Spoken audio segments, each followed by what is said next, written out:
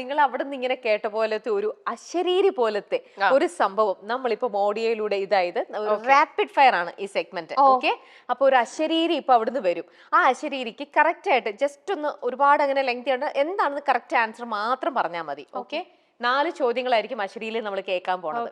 ശ്രദ്ധിക്കാം.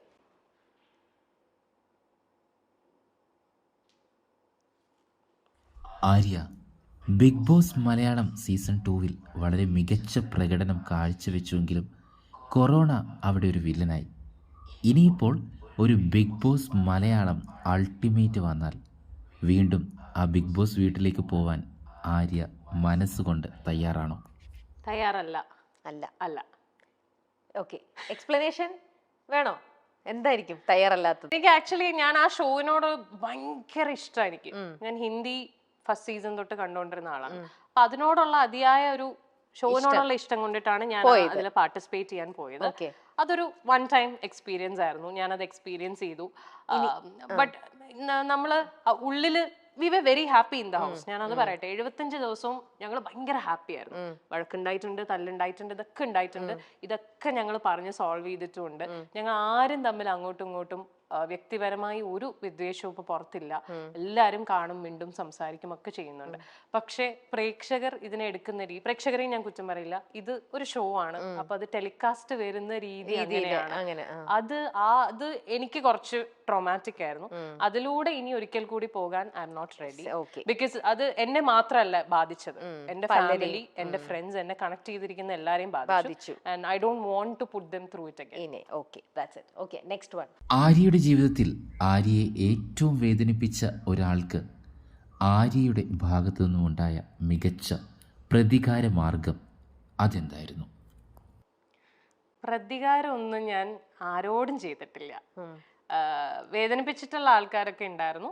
പ്രതികാരം ആരോടും ചെയ്തിട്ടില്ല, ഒരിക്കലും ചെയ്തിട്ടില്ല, ചെയ്യൂല. അതിന്റെ ആവശ്യമുണ്ടെന്ന് എനിക്ക് തോന്നുന്നില്ല. ഈ പറയുന്ന പോലെ കർമ്മ എന്ന് പറയുന്നതിൽ കുറച്ചെങ്കിലും വിശ്വസിക്കുന്ന ഒരാളാണ് ഞാൻ. നമ്മൾ ചെയ്തിട്ടുള്ളതിനെ നമുക്ക് കിട്ടുള്ളൂ. അതുപോലെ സംഭവിക്കായിരിക്കാം, ഇല്ലായിരിക്കാം. അത് കഴിഞ്ഞു, that's done and dusted. Okay, next one. Badai ബംഗ്ലാവിന്റെ ഒരു 3-ാം വരവ് ആര്യ ആഗ്രഹിക്കുന്നുണ്ടോ? ഭയങ്കരമായിട്ട് ആണല്ലേ? ഓ യെസ്. ആര്യനെ ലോകം മുഴുവൻ അറിഞ്ഞതും അംഗീകരിച്ചതും അല്ലേ, ഇഷ്ടം കിട്ടിയതും എല്ലാം ആ ഒരൊറ്റ പ്രോഗ്രാമിൽ നിന്നാണ്. അത് ഒരിക്കലും സംഭവിക്കാൻ പോകുന്നില്ല എന്ന് എനിക്കറിയാം. പക്ഷെ ഭയങ്കരമായിട്ട് ആഗ്രഹിക്കാലോ. അതെ, ഭയങ്കര ആഗ്രഹമുണ്ട്. ആ സെയിം ടീം ഇനിയും വരണം എന്നുള്ളത്. Next one, last one. സിനിമയിൽ നായിക വേഷങ്ങൾ അധികവും ആര്യയെ തേടി വരാതിരുന്നതിന്റെ ഒരു കാരണം? അതിന്റെ കാരണം എന്താണെന്ന് സത്യം പറഞ്ഞാൽ എനിക്ക് അറിയില്ല. സിനിമയിൽ നായികാവേശം എന്തുകൊണ്ട് വരുന്നില്ല എന്നുള്ളത് ജെനുവിൻലി എനിക്കറിയില്ല. മേ ബി കേപ്പബിൾ അല്ലാത്തോണ്ടാണോ എന്താണോന്ന് അറിയില്ല. പക്ഷെ നല്ല നല്ല കഥാപാത്രങ്ങൾ ചെയ്യാനുള്ള ഭാഗ്യം കിട്ടിയിട്ടുണ്ട്. അപ്പൊ വരാത്തതിനെ കുറിച്ച് ഞാൻ ചിന്തിക്കുന്നില്ല. കിട്ടിയ ഭാഗ്യങ്ങളെ കുറിച്ച് ആലോചിക്കുന്നുണ്ട്, സന്തോഷിക്കുന്നു. വരുന്നത് മാക്സിമം നല്ല രീതിയിൽ ചെയ്യാനും നോക്കും. അത്രേ ഉള്ളൂ. ഇപ്പൊ നമ്മുടെ അശരീരി കഴിഞ്ഞു. അശരീരിയിൽ തൊട്ട് തേർഡ് വൺ ഉണ്ടായിരുന്ന ചോദ്യം ബഡായി ബംഗ്ലാവ് 3 അതിന്റെ ആയിരുന്നു. ആര്യ ഒരുപാട് ആഗ്രഹിക്കുന്നുണ്ടെന്ന് ഇപ്പൊ പറഞ്ഞു. പക്ഷെ ആര്യക്ക് തന്നെ ആര്യ ഷുവർ ആയിട്ട് പറയുന്നു അത് ഇനി ഒരിക്കലും സംഭവിക്കില്ല. പക്ഷെ ഒരു ഷോ എന്ന് പറയുന്നത് കുറച്ച് നാളുകൾക്ക് ശേഷമാണെങ്കിലും വീണ്ടും വരാമില്ലേ, വരാൻ ചാൻസ് ഉണ്ടല്ലോ. എന്തുകൊണ്ട് ആര്യ അത് വരില്ല എന്ന് ഇത്ര അടിവരയിട്ട് പറയണത് എന്തുകൊണ്ടായിരിക്കാം? ബിക്കോസ് അത് നമ്മള് ഇത് പലപ്പോഴും ഈ ഒരു സാധനം ഡിസ്കഷൻസിൽ വന്നിട്ടുണ്ട്. ലൈക്ക് ബഡായി ബംഗ്ലാവ് ഇനി ഒരു ഇത്, അപ്പം അതിന്റെ കോർ ടീം ഇല്ലെങ്കിൽ അതൊരിക്കലും ബഡായി ബംഗ്ലാവ് അല്ല. മേ ബി അത് വരുന്നെങ്കിൽ തന്നെ ചിലപ്പോ അതിന്റെ കോർ ടീം ഇനി ഉണ്ടാവോ എന്നുള്ളത് എനിക്ക് തോന്നുന്നില്ല. I don't think like Diana ചേച്ചി ഇനി ആ ഒരു ഷോ ചെയ്യും. ഡയാന ചേച്ചി ചെയ്താലേ show ശരിയാവുള്ളൂ. I don't think she'll be doing it again. ആണല്ലേ, അതുകൊണ്ടാണ് ആ ഒരു സംഭവം. Yes, and even എനിക്ക് തോന്നുന്നില്ല രമേശ് ഏട്ടൻ ഇനിയും ആ ഒരു വേറൊരു ലെവലിൽ നിൽക്കുകയാണല്ലോ. തിരിച്ചും വീണ്ടും തുടങ്ങിയ ആരും വരില്ലല്ലോ അല്ലെ. ആളെ റീപ്ലേസ് ചെയ്ത് ആര് വന്നിട്ടും ശരിയാവില്ല, അത് ആവില്ല. അത് തന്നെ. ഓക്കെ, ഇനി ആര്യയുടെ അടുത്ത് ചോദിക്കാനായിട്ട് വേറൊരാള് ഇവിടെ വീഡിയോയിൽ എത്തിയിട്ടുണ്ട്. ഓക്കെ, ഓവർ ടു ആ വീഡിയോയിലേക്ക്. കുഞ്ഞപ്പാ, നമസ്കാരം. എനിക്ക് ഉറപ്പാണ് ഈ ഇന്റർവ്യൂവിൽ ഇപ്പൊ റീസെന്റ് ആയിട്ടുണ്ടായ ചില ചൊറിച്ചിലുകളെ പറ്റിയിട്ടൊക്കെ ചോദ്യങ്ങൾ വന്നിട്ടുണ്ടാവും എന്നുള്ളത്. അത് അതിന്റെ വഴിക്ക് പോട്ടെ, അത് നമ്മൾ അതിന്റെ ആ റൂട്ട് കൂടെ തന്നെ അല്ലെങ്കിൽ ആ ട്രാക്കിൽ കൂടെ തന്നെ പോകുന്നുണ്ട്, അതിനുള്ളൊരു ആൻസർ പെട്ടെന്ന് തന്നെ കൊടുക്കാൻ പറ്റും, സാധിക്കട്ടെ. അപ്പൊ അതല്ല ഞാൻ എന്തായാലും ചോദിക്കാൻ ഉദ്ദേശിക്കുന്ന ചോദ്യമൊന്നും വേണ്ട, കാരണം നമ്മൾ അങ്ങനെ എല്ലാ കാര്യങ്ങളും കുറെ കാര്യങ്ങൾ അങ്ങോട്ടും ഇങ്ങോട്ടും ഒക്കെ ഷെയർ ചെയ്യുന്ന ഒരു ഫാമിലിയാണ്. സോ ചോദ്യമായിട്ടൊന്നുമല്ല, ഒരുപാട് സിനിമകൾ കാണുന്ന ആൾക്കാരാണ്, ഒരുപാട് സിനിമകളുടെയൊക്കെ പല പല രീതിയിലും കണക്റ്റഡ് ആയിട്ടുള്ള ആൾക്കാരാണ്. അപ്പോൾ എൻ്റെ ഒരു ക്യൂരിയോസിറ്റി എന്താന്ന് വെച്ച് കഴിഞ്ഞാൽ, കുറേ ലാംഗ്വേജസിലുള്ള സിനിമകൾ കാണുമ്പോൾ, മലയാളം അടക്കമുള്ള സിനിമകൾ കാണുമ്പോൾ അതിലുള്ള കഥാപാത്രങ്ങളിൽ ഞാനായിരുന്നെങ്കിൽ എന്ന് എപ്പോഴെങ്കിലും തോന്നിയിട്ട്, അതായത് ആരെയായിരുന്നു ആ കഥാപാത്രം ചെയ്തിരുന്നതെങ്കിൽ എന്ന് എപ്പോഴെങ്കിലും തോന്നിയിട്ട് തൻ്റെതായിട്ടുള്ള ഒരു പേഴ്സണൽ സ്പേസിൽ, അത് നമ്മുടെ ബെഡ്റൂം ആയിരിക്കാം, നമ്മൾ ഒറ്റയ്ക്ക് ഇരിക്കുന്ന ഒരു സ്ഥലമായിരിക്കാം, അവിടെ എപ്പോഴെങ്കിലും ഈ കഥാപാത്രത്തിൻ്റെതായിട്ടുള്ള രീതിയിൽ എനാക്ട് ചെയ്യാൻ ശ്രമിച്ചിട്ടുണ്ടോ? ഇപ്പൊ ഒരു സിനിമ കണ്ടു, അതിലൊരു ക്യാരക്ടർ ഇൻഫ്ലുവൻസ്ഡ് ആയി, ആ ക്യാരക്ടർ ഞാനായിരുന്നെങ്കിൽ ഞാൻ ഇങ്ങനെ ബിഹേവ് ചെയ്തേനെ എന്നൊക്കെ പറഞ്ഞിട്ട് നമ്മൾ ചിലപ്പോൾ കുട്ടികളൊക്കെ സുരേഷ് ഗോപി സാറിന്റെ സിനിമയെ കണ്ടിട്ട് ഷിറ്റ് എന്നൊക്കെ പറയില്ലേ, ലാലേട്ടന്റെ തോള് ചിരിപ്പ്, അങ്ങനെയൊക്കെ മമ്മൂക്കയുടെ ആക്ഷൻസ് കാണിക്കുക, അതൊക്കെ ചെയ്യുന്നുണ്ടല്ലോ.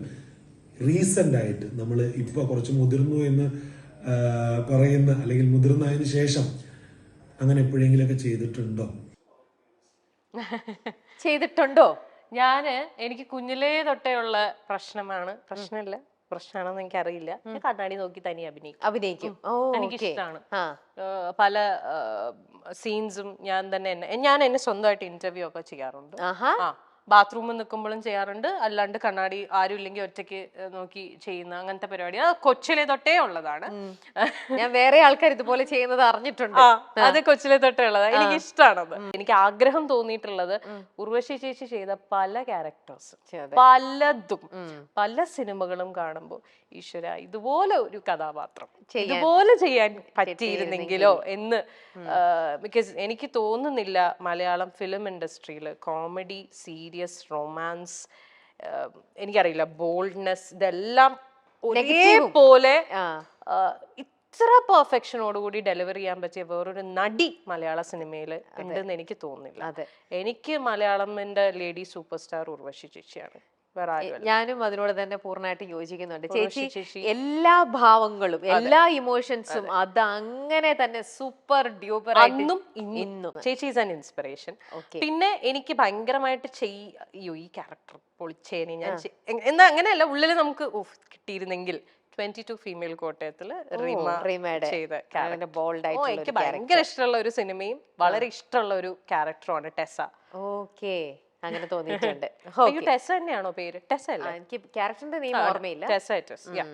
ഓക്കെ, അല്ലാതെ അങ്ങനെ ചെയ്തു നോക്കിയിട്ടില്ല അല്ലേ? ചെയ്തു നോക്കുന്നൊക്കെ ഞാൻ എന്റെ സ്വന്തം സ്ക്രിപ്റ്റ് ഒക്കെയാണ്. സ്വന്തം സ്ക്രിപ്റ്റ് നമ്മള് നാഗവല്ലിനെ കണ്ടാൽ നമ്മൾ ഇങ്ങനെ ചെയ്തിട്ട് നമ്മള് ഇങ്ങനെ അല്ല അങ്ങനെ ഞാൻ ചെയ്തിട്ടില്ല. സ്വന്തം സ്ക്രിപ്റ്റ്.